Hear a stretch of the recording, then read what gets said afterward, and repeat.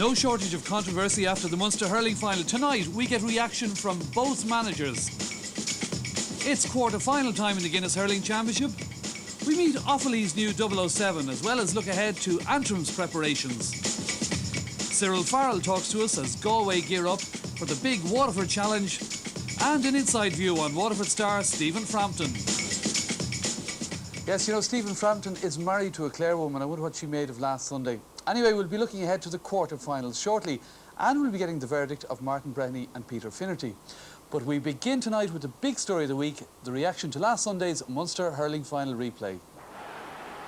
Referee Willie Barrett did have his critics after the match, but when you look at these scenes, what could he do? He hasn't got eyes in the back of his head. There were incidents going on all around the pitch. Here you see the throw-in, and watch the pulling that's going on here. This is the sending off incident that led to Brian Lohan and Micheál White both going. And the referee couldn't do a lot. He had to send somebody off. But it set the tone, really, and afterwards, in the past week, the sports pages have been full of stories which were critical of the Clare tactics, opinions that found favour with many of the Waterford fans. In a statement, the Waterford County Board requested the Munster Council investigate fully the incidents which took place, specifically the throw-in and the period leading up to the throw-in, the circumstances surrounding the booking of Tony Brown of Waterford, and the sending off of Micheál White.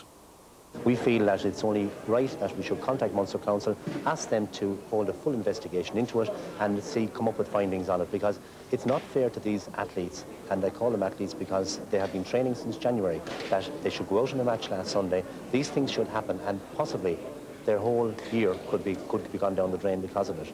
So we have contacted Munster Council, we have asked them to hold a full investigation, and hopefully everybody will hold their hands up at the end of the day. I think the whole thing has been blown out of all proportion, you know. All I could describe what happened to the staff was a bit of argy-bargy, that's all there was thing. Nobody was struck with a hole, nobody was injured, nobody was even cut, you know, nobody had to go off. Everybody, only ones to go off for the two that were sent off. Now, I think the referee took very firm action. Obviously, something had to be done to ease the tension. He took very firm action. He sent off two players. We would feel that our player, Brian Lohan, was most unlucky to be sent off because he didn't strike anybody either with a hurley or with his hand. But that's the way it was. In a previous interview, you'd actually been making the point to us that all through the championship last year that you had no player sent off. But in the last two games, you've had two players sent off. Yeah, we have lost two players in two matches, and it was something that never happened to us in the last 3 years. You know, I suppose the first day that we lost PJ O'Connell was just for a high tackle more than anything else. It wasn't a malicious tackle. Everybody agrees that it wasn't a malicious tackle. It was just a high tackle. And last Sunday, it was just the referee had to do something. You know, the tension, anyone that was there will tell you they could feel the tension even before the teams came out on the field. And when any kind of a little fracas developed at all, it was bound to be everybody in together. And the only way to stop that is to send off two players. You will be aware, Gerald, that there's a view out there in the hurling world that Clare are playing this thing very physically this year. What's your reaction to that? If you play the game at a fast pace, you must play it with a great intensity. Now, intensity means going in hard, but going in fair. I mean, I would never condone dirty play of any kind from anybody. And but we are trying to play with a greater intensity. We'll say, like you have in the Southern Hemisphere in rugby, you know, the intensity they play with. Now, they play with real intensity. An odd fracas breaks out, but it's really entertaining stuff. That's the kind of stuff people want to see. Really fast, really intense, closing down the opposition, fighting hard for every ball, and playing for the pride and honour of your county. And I mean, if there's something wrong with that, well then, some people might think there is. I think that that's what the whole game is all about, and the more games you have of great intensity, the better. The Munster final is history now to us, Michael. We've had a great run in it. It's been a great help to us, but as far as we're concerned now, it's behind us and it's history, and we're not going to dwell on it any further. We're moving ahead, trying to focus hard now on Sunday and get the players' mind on the job there, and that is our main job this week. Martin Brennan, when Gerald was talking to Michael Lessons there, he referred to the game with the intensity. What do you make of that? Well, the way Clare played, it's a very intense game, and that I suppose has been a hallmark of their play over the last few years. Is it dirty? It's not, no. I mean, you take a few incidents on the early stages last Sunday, sectorally unacceptable, but overall it's not. But it's interesting to hear Gerald talk about argy-bargy. I mean, that sort of argy-bargy could have ended up with people being in casualty, it has to be said. I mean, that was unacceptable. But overall, over the last 3 years, Clare played a high intensity, but you couldn't say no that they're not a dirty team. Several letters actually came into us about it. One here from Tom Butler in Clonmel Tip, suggesting if you look at it, a player swung his hurley 3 times as if he was cutting a moving ditch with a slasher. Well, it was pretty serious, but a very interesting point. Some years ago, the GA experimented with the idea of starting games with the puck out and getting rid of this idiotic jostling in the middle of the field. Of course, it was thrown out, as most good ideas are, by the GA eventually, and that is one way of stopping this nonsense that goes on before the match starts. Pete Finnerty, what do you make of this Clare team? I don't think they're a dirty team, first of all. I think after the drawing game, Gerald felt that they got hit a little bit harder than he liked they got hit, and Clare showed possibly a little bit too much respect for the up-and-coming Waterford. They were everybody's favourite team. So it started when Tony Considine started criticising Gerald McCarthy, and that was getting this thing into his own players' minds that Waterford aren't as nice as they are. Now, he wanted them to up the tempo. He wanted this aggressive game, but I don't think he instructed them to go out and start flaking left, right and centre. And very quickly, do you think with all this fuss now, before the quarter-final, that it can take the players' focus away from the match? It definitely won't help Waterford. They can do without that at this stage going into play Galway on Sunday. They've enough to do to try and recoup after the loss and try and get focused on the game at hand. Besides reporters ringing them, what do you think of what happened to Tony Brown and what do you think of Colin Lynch and things like that? They don't need that going into a big serious game. OK, then we'll look ahead to the games now, and we'll start with the first match at Croke Park on Sunday. You mentioned Antrim to Offaly fans, and be honest, their knees go wobbly at the memory of 1989, because that's when Antrim pulled off one of the big shocks of recent decades by beating Offaly by 9 points. Well, this year Offaly prepared to take on Antrim again in the shadow of the Babs Keating controversy and with a new manager at the helm. Now, if his new charges lose, he'll surely be shaken, if not stirred. Just on his arrival was the first time I heard of him, so it was a bit of a surprise to us all, you know. I would have been aware of him just that he was teaching in Loughrea, but I didn't know anything about his hurling background or anything like that. When the new Offaly manager was announced, the general reaction, even amongst the Offaly players, was, who? Well, this is who. Bond, Michael Bond, vocational school principal from Loughrea, former Galway under-21 coach, and a man who appears quite confident in his new surroundings. I'm dealing with people all my life. I'm dealing with hundreds of people every day of the week. And I get on with people, and I find it easy to motivate people. And the thing is that what I do in training and what I tell them to do, they do it. And the response is tremendous. And of course, the thing is that you had Podge and Pat here, and I'm just forming part of a very good management team. I'm not trying to achieve anything. I just want to achieve continuity. I want to get the players motivated. I want to get their confidence raised. I do emphasise on direct hurling, the more Gaelic, and we have been emphasising a lot on ground hurling. And I think the spirit is very high and confidence is very high at the moment. He's only had a couple of weeks. It normally would take maybe a month even just to get to know the fellas, and he's just been thrown in and has to prepare us for an Ireland quarter-final. So it's very, very difficult for him. But you know, he's called a good number of training sessions to help him with that, and he's done a very good and professional job so far. He's concentrated completely on ball work since he's taken over. He's done a lot of ground hurling, a lot of ball work, shooting practice, all that type of thing. But you know, it's been very organised and well run. Anything but well run seemed to be the departure of Babs Keating as the team manager, with accusations and counter-accusations flying. What happened with Babs was unfortunate, really, and I suppose it doesn't help any situation, and hopefully we can put it behind us and look ahead, and we have a new man over us now, and we have to try and look forward, and hopefully things will work out for us, you know. And what about the accusation that this squad are almost unmanageable, that it's they and not the manager who pick the team and call the shots? I don't think players in any county call the shots, and certainly not been the case. You know, I suppose with the comments that were made by one or two of the players after Babs' resignation, it maybe made things look like that, but that's not the case. Obviously, the management and selectors and county board run the show. The players get on and do the job like they do in any other county. You know, from Babs' point of view, we were a little bit upset. I think more so not what he said, it's just where it happened and outside the dressing room after a match. And you know, if he had said it in the dressing room, I don't think anybody would have had a problem with it. He made some very valid points. When Babs was here, he got on fine with the players, and I think that was just maybe the disappointment there. But certainly, you know, we went along with Babs while he was here, and now we have to go along with Michael, and we don't run the show here. Well, Offaly certainly weren't running the show the day of the Leinster final when they were beaten by Kilkenny with a performance that lacked any kind of inspiration. But despite that 2-goal defeat, they're still in the All-Ireland series. However, does the fact that it's the backdoor system take away some of the edge and lessen their hunger for this Antrim challenge? So on one hand, we're glad of it. I think probably most of the lads aren't in agreement with this, with the backdoor system. We're getting a good bit of slagging from friends and foe, like, did we have to go down to Tip to get the key and this type of thing, of course, is carrying on. But I suppose in another way, it's still the summer and it's nice to be hurling away, and we didn't play well in the Leinster final, and I suppose, you know, we have a lot to prove. So, you know, from that point of view, it's still nice to be there. Up towards Willie O'Connor and Darren Hannafy. Coming through is John Troy. He faces Dermody. Goal number 1 by the maestro from Lasma in County Offaly, John Troy. Well, of course, it's that type of play from the Leinster final which they'll be trying to repeat on Sunday. But what about Antrim? They'll, of course, be looking for a different sort of repeat. Could it happen again? Well, Marty has been to visit one of Antrim's real hurling hotbeds, where it hasn't been all plain sailing. Few games can raise the pulse like hurling. The passion, skill and guile combine to make it a prince among sports. A national obsession. Indeed, for many, it is more than just that. It's an expression of identity. Dunloy in North Antrim is a town dedicated to hurling and vital to the county's fortunes. But in recent weeks, that dedication has been put into a very different perspective.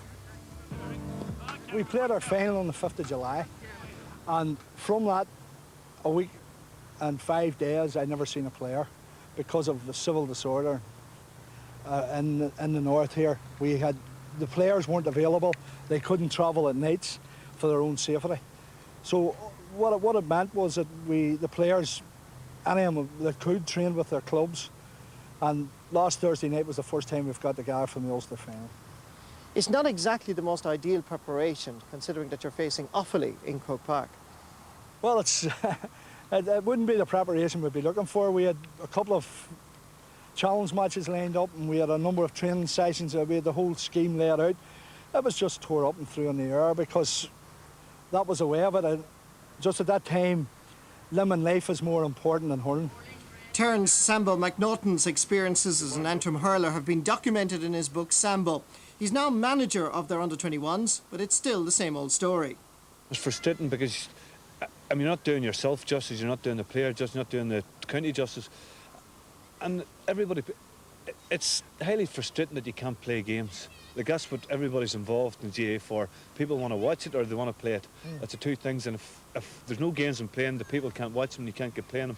And it's frustrating for the GA in Antrim. If you don't go 100%, somebody will get a knock. Treat this as if it's Offaly. See the fella here then? Imagine that's a tricolour jersey. With things nearly back to normal, training has recommenced, and thoughts have turned to their opponents on Sunday. Obviously, the players have a lot on their plate now because of the disagreement with management and players, but that's their problem, it's not ours. And they'll obviously be going out, we're all guns firing to prove that they were right. But we played Offaly in the National League, and it was a 4 or 5 point game, and it was a tremendous game, and that was in Burr. So, I mean, there's no reason why we can't put it up though, and there's no reason why we can't win. 16 points to 2-7. And here comes Elliott to the far side. He's clean through. He's got the chance, and it's a goal! 2 goals in the space of a minute.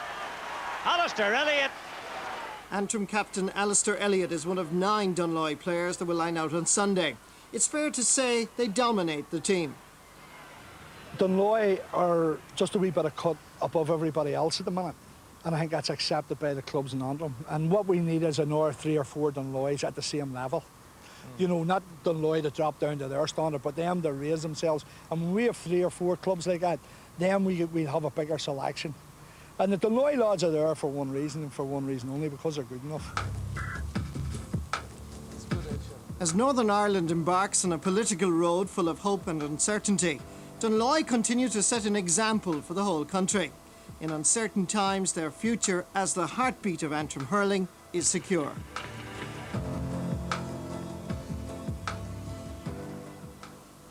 I can identify with him, you know, but great to see hurling thriving in North Antrim.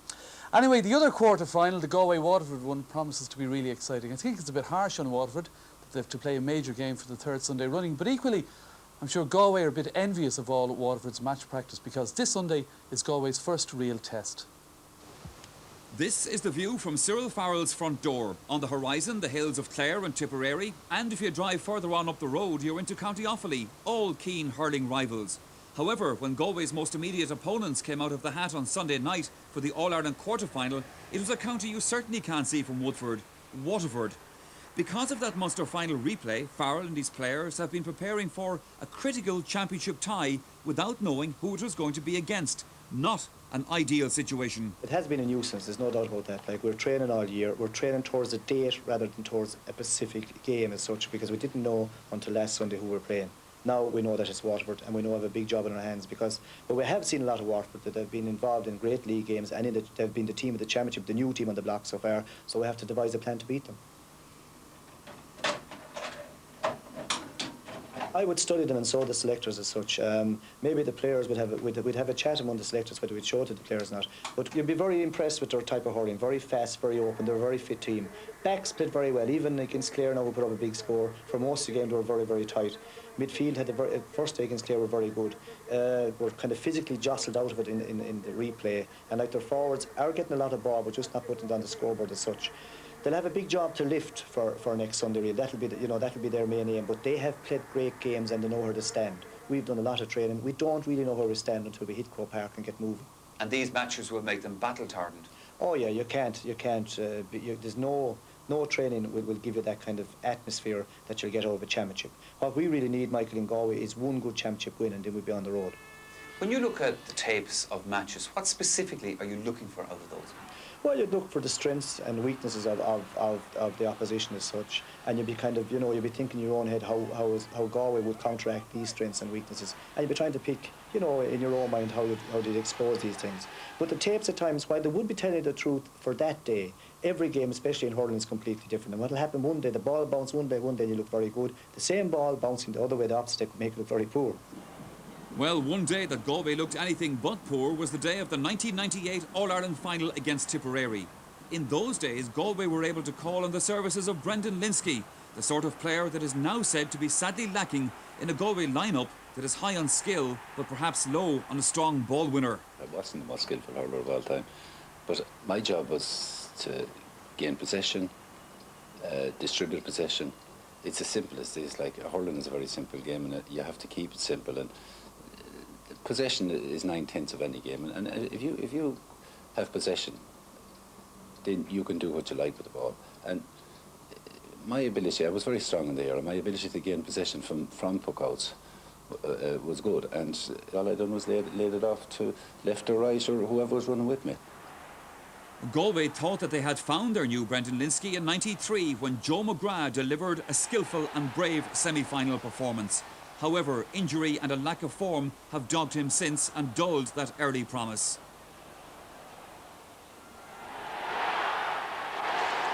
He did come on as a sub against Roscommon this year, and he's now the one that Galway are looking to fulfil this ball-winning target man role. But will he is the big question. Well, the incentive of a £50,000 cheque from the hurlers' sponsors for a holiday for either the footballers or the hurlers, if they win the All-Ireland, might make a bit of a difference. That's given us a huge incentive. We're prepared to work very hard. I mean, that won't be the only thing that's driving us on. We all want an All-Ireland medal, but it's very generous of Pat indeed. We've had some very unlucky results in the last few years. I mean, the Clare game, the Wexford game, even last year's game against Kilkenny. They were very close games and the results seemed just to go against us. We know we have the quality is there. It's good enough to win in All-Ireland, I think. It's just a matter of getting it right on the day. I think if we can get past Waterford on Sunday, we'll be very difficult to beat. Waterford have certainly had a long haul of it in recent weeks. Following the drawn game against Clare, they were forced to play that replay a week later. But the DCs had to get straight back to business this week to prepare for the All-Ireland quarter-final on Sunday. The physical and mental strains of playing so many games in succession must take its toll. We would certainly have preferred a much longer period in between because, quite honestly, Michael, the championship to us has been it's been a bit hectic, and it's unnecessary, I think, because we played the National League final and the following Sunday we were out in the championship. Yeah. Then we had 2 weeks break and we played Tipperary in the championship, and then we had a 5-week break to the next match. Now we've had 3 matches on the trot coming up next Sunday. So it's really very lopsided, I would think. We now have the All-Ireland Championship starting on Sunday. So we're very positive going into it, and I think if we can get the mental side of things right, the physical side will follow along after that. It was a difficult day last Sunday on the pitch. It was even a difficult day around the pitch. You got booked yourself. I did. I got booked. I was unfortunate. I feel I was unfortunate, maybe, but it was a very wet day. I was going around with a towel and rosin, and then there was what I would call a disputed call over 70. And I'm an excitable kind of fella, so I kind of got onto the umpire, and the ref came in, and then I just happened to be going around the other side with the rosin and the towel 2 or 3 minutes later, and there was another disputed call where the ref overruled the linesman, and I kind of said, why didn't you overrule the umpire down there? And so he booked me then, and it's just the day that I was in it, people needed towels and rosins, and I just was unlucky to be where things happened. The place it was all happening for many Waterford children this week was Ferrybank, where Shane was teaching the skills of hurling. Father started the summer camp, Padder Hurling, 6 years ago now, and unfortunately he died back in '95, and he always said that if that never happens to me, to keep the summer camp going. So he set up a committee, 6 is on the committee, and we have about 25 more helpers here, so we keep it going for the week, Monday to Friday, for a week every year. Down on the ground now, leave it down. Lovely. Now bless yourself. That's your strong hand. Now pick up the hurley with that hand. What am I doing with the hurley? Say hello, hurley, how are you? Shane, this is all a bit of a deflection this week, obviously, from the business of the All-Ireland quarter-final in Galway. Yeah, Sunday's a big one for us again, All-Ireland quarter-final. It's good for me to be here, because I'm not in around town, and I'm not talking to people about the match last Sunday and the match this Sunday and all that. So it's good to be here with the kids and see what they're doing and that. Many of those children will be accompanying their parents to watch their heroes again on Sunday. The fans were queuing up this week in Walsh Park to buy their tickets to support their team.